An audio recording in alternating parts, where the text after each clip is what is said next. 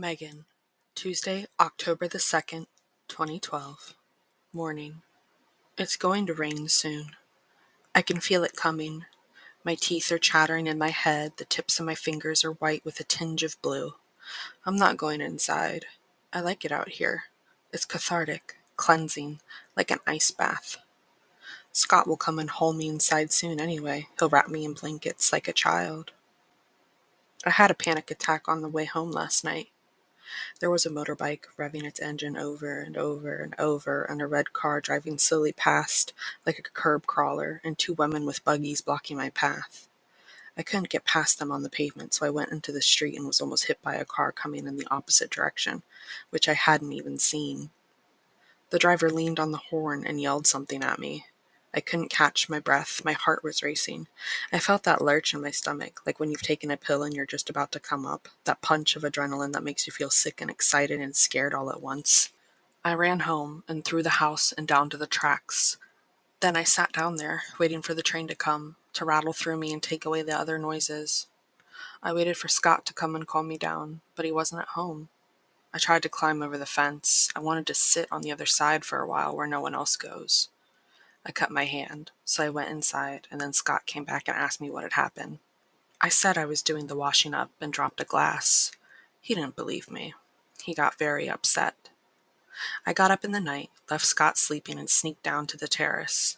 I dialed his number and listened to his voice when he picked up. At first, soft with sleep, and then louder, wary, worried, exasperated. I hung up and waited to see if he'd call back. I hadn't disguised my number, so I thought he might. He didn't, so I called again, and again, and again. I got voicemail then, bland and businesslike, promising to call me back at his earliest convenience. I thought about calling the practice, bringing forward my next appointment, but I don't think even their automated system works in the middle of the night, so I went back to bed. I didn't sleep at all.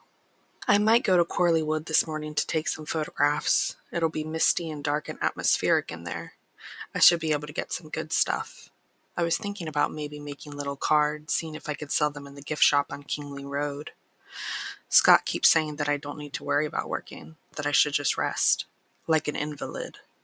The last thing I need is rest. I need to find something to fill my days. I know what's going to happen if I don't. Evening. Dr. Abdik Kamal, as I have been invited to call him, suggested in this afternoon's session that I start keeping a diary. I almost said, I can't do that. I can't trust my husband not to read it. I didn't, because that would feel horribly disloyal to Scott. But it's true.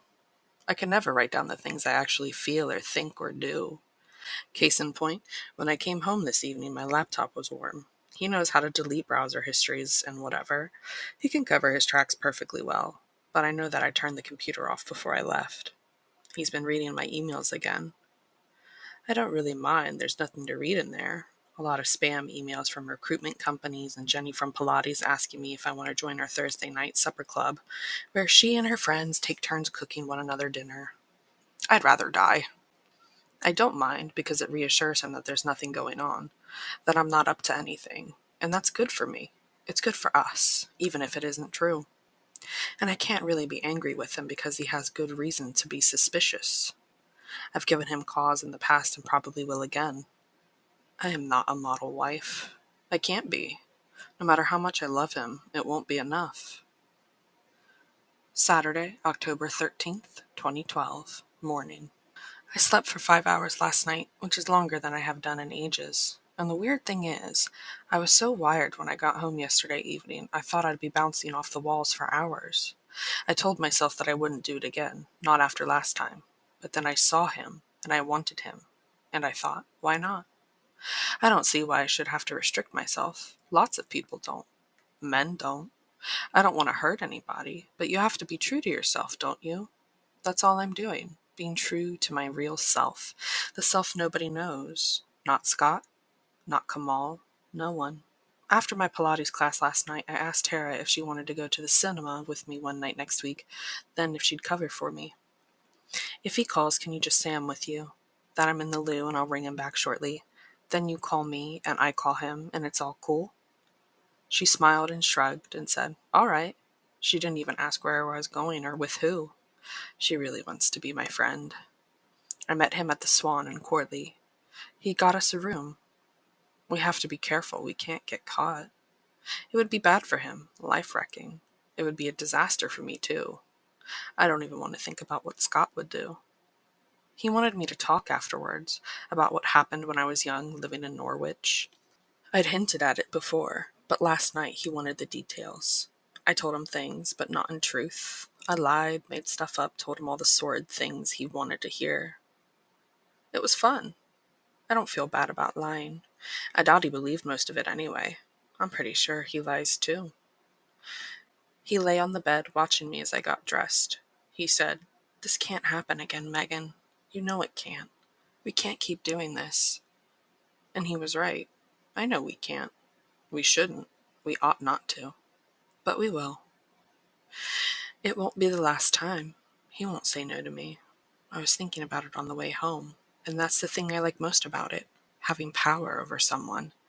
That's the intoxicating thing. Evening. I'm in the kitchen, opening a bottle of wine, when Scott comes up behind me and puts his hand on my shoulder and squeezes. "How did it go with the therapist?" I tell him it was fine, and we're making progress. He's used now to not getting any details out of me. Then, "Did you have fun with Tara last night?" I can't tell because my back's to him, whether he's really asking or whether he suspects something. I can't detect anything in his voice. "She's really nice," I say. "You and she'd get on. We're going to the cinema next week, actually. Maybe I should bring her around for something to eat after?" "Am I not invited to the cinema?" he asks. "You're very welcome," I say, and I turn to him and kiss him on the mouth. "But she wants to see that thing with Sandra Bullock, so—" "Say no more. Bring her around for dinner afterwards, then," he says, his hands pressing gently on my lower back. I pour the wine and we go outside. We sit side by side on the edge of the patio, our toes in the grass.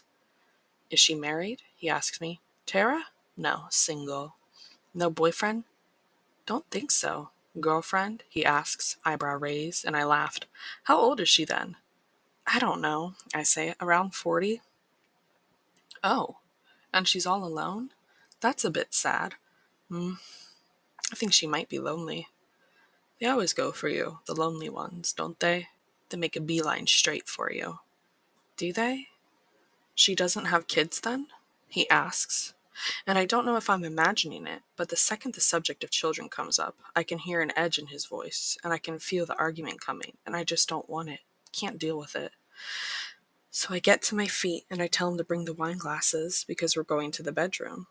He follows me, and I take off my clothes as I'm going up the stairs, and when we get there, when he pushes me down on the bed, I'm not even thinking about him. But it doesn't matter because he doesn't know that. I'm good enough to make him believe it's all about him.